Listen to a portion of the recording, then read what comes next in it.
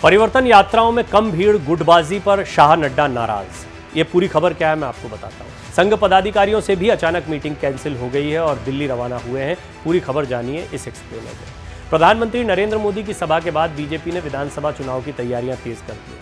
केंद्रीय गृह मंत्री अमित शाह, भाजपा के राष्ट्रीय अध्यक्ष जेपी नड्डा और राष्ट्रीय संगठन महामंत्री बीएल संतोष ने जयपुर के एक होटल में प्रदेश के प्रमुख नेताओं के साथ बैठकें की। बताया जा रहा है कि नड्डा और शाह ने परिवर्तन यात्राओं में कई जगह भीड़ नहीं जुटने, नेताओं की गुटबाजी के चलते कई जगह स्थानीय नेताओं के विरोध जैसी घटनाओं पर नाराजगी जताई है। उन्होंने प्रदेश स्तर के नेताओं के बीच चल रही आपसी प्रतिस्पर्धा जैसे मुद्दों पर नड्डा और शाह दोनों ने नेताओं को नसीहत दी है।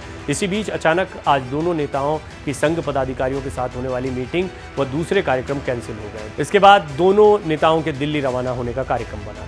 मीटिंग में प्रदेश अध्यक्ष सीपी जोशी, नेता प्रतिपक्ष राजेंद्र राठौड़, पूर्व मुख्यमंत्री वसुंधरा राजे, केंद्रीय मंत्री अर्जुन राम मेघवाल, गजेंद्र सिंह शेखावत, कैलाश चौधरी, प्रदेश चुनाव प्रभारी प्रहलाद जोशी, चुनाव प्रभारी अरुण सिंह, प्रदेश सह चुनाव प्रभारी विजया राहटकर, कुलदीप बिश्नोई, उपनेता प्रतिपक्ष सतीश पूनिया और सांसद राज्यवर्धन सिंह राठौड़ मौजूद रहे।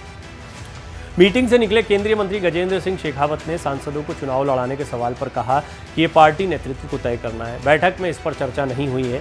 वहीं बीजेपी प्रदेश अध्यक्ष सीपी जोशी ने कहा कि पार्टी के आगामी कार्यक्रमों पर चर्चा हुई है। सांसदों को चुनाव लड़ाने का फॉर्मूला राजस्थान में लागू होता है या नहीं, केंद्रीय चुनाव समिति तय करेगी। उन्होंने कहा कि पार्टी के किसी भी वरिष्ठ नेता को इग्नोर नहीं किया जा रहा है, सभी मिलकर आगे बढ़ रहे हैं। बीजेपी के चुनाव प्रभारी प्रहलाद जोशी ने कहा, हमने बहुत विषयों पर चर्चा की है, प्रत्याशियों के चयन के आधार पर चर्चा की गई है, चुनाव की घोषणा होने तक के कार्यक्रम तय किए गए हैं, सांसदों को चुनाव लड़ाने पर आगे विचार किया जाएगा।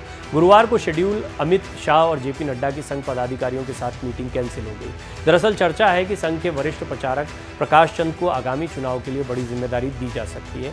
इसी को लेकर दोनों नेताओं के स्थानीय संघ के पदाधिकारियों से बात करने की संभावना थी, लेकिन प्रोग्राम कैंसिल हो गया। इसका कारण स्पष्ट नहीं किया गया है। इससे पहले आज सुबह दोनों नेताओं से मिलने प्रदेश के कई नेता होटल पहुंचे।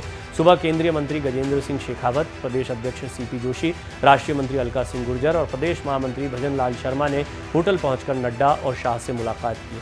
राजस्थान बहुत ज़रूरी है और राजस्थान में जो अंदरूनी गुटबाजी है इसमें वसुंधरा को नज़रअंदाज नहीं किया जा सकता है। वसुंधरा राजे सिंधिया एक बड़ा फैक्टर है, लेकिन वसुंधरा राजे सिंधिया को स्पष्ट संकेत जिस तरह से दे दिए गए हैं, यह तय माना जा रहा है कि बीजेपी को इस बगावत को झेलना पड़ेगा। बीजेपी भी इसके लिए तैयार दिख रही है, क्योंकि कई मौक़ों पर जब वसुंधरा राजे सिंधिया ने नाराज़गी दिखाई तो बीजेपी ने उसको इग्नोर किया है।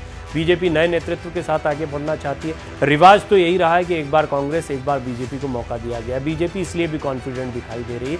फिर खुद प्रधानमंत्री मोदी ही सबसे बड़े चेहरे के तौर पर है। यहाँ पर लोकसभा चुनाव की तैयारी के लिहाज से भी बीजेपी की इस पूरी प्लानिंग को देखा जा रहा है। और सिर्फ गजेंद्र सिंह शेखावत या कैलाश चौधरी नहीं, कई और बड़े चेहरे जो हैं वो भी राजस्थान के चुनाव में आपको दिखाई पड़ सकते हैं। मध्य प्रदेश में दूसरी लिस्ट में बड़े चौंकाने वाले फैसले हुए। केंद्रीय मंत्रियों, सांसदों को, राष्ट्रीय महासचिव को विधानसभा के चुनाव में उतार दिया। उन लोगों के लिए भी आश्चर्य का विषय रहा है, जैसे बयान और खबरें देखने को मिल रही हैं।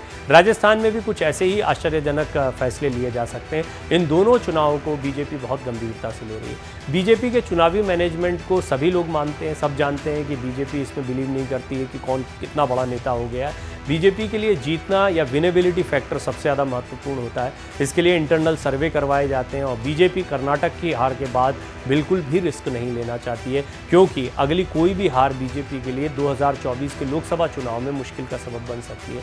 दरअसल 2019 के नतीजे जो बहुत ज़बरदस्त रहे थे, उसमें मध्य प्रदेश और राजस्थान का बड़ा योगदान था। क्लीन स्वीप या फिर मध्य प्रदेश में लगभग ज़्यादातर सीटों पर कब्जा जैसी स्थितियों ने बीजेपी को 300 का आंकड़ा पार करने में मदद की थी। अब ये दोहराना बड़ा मुश्किल होता है, वो भी एंटी इनकम्बेंसी के साथ, और 2 बार की सरकार चला चुके हैं। अब सिर्फ बात वादों से नहीं चलेगी। हालांकि इनमें 370, राम मंदिर ऐसे बड़े मुद्दे हैं। कनाडा के साथ जिस तरीके से भारत 2-4 हो रहा है, ये एक बड़ा मुद्दा देखने को मिला। G20 का अभी जिस तरीके से आयोजन किया गया है, प्रधानमंत्री मोदी की अंतर्राष्ट्रीय स्तर पर लोकप्रियता बढ़ी हुई दिखाई देती। कुछ मुद्दे हैं जिससे बीजेपी फिर से कम बैक कर रही है या अपने इमेज को बढ़ा रही है, लेकिन फिर भी स्थानीय मुद्दे या विधानसभा के मुद्दे बिल्कुल अलग होते हैं। राजस्थान में इसी तरह रिपीट की उम्मीद लगाए बैठे हैं। अशोक गहलोत अपनी योजनाओं को रख रहे हैं। शिवराज सिंह चौहान की स्थिति बहुत ठीक नहीं दिखाई पड़ती है, इसीलिए प्रधानमंत्री मोदी के चेहरे को ही यहाँ पर आगे रखा गया है। कांग्रेस के कार्यकर्ता अलबत्ता मध्य प्रदेश में थोड़े उत्साहित दिखाई दे रहे हैं। तो आप समझ सकते हैं कि बीजेपी किस तरीके से एक्शन मोड में है और इसीलिए बड़े बड़े नेता लगातार चुनावी रणनीतियों का आकलन खुद कर रहे हैं। इनमें गृह मंत्री अमित शाह और अध्यक्ष जेपी नड्डा ये लगातार नेताओं से मुलाकात कर रहे हैं।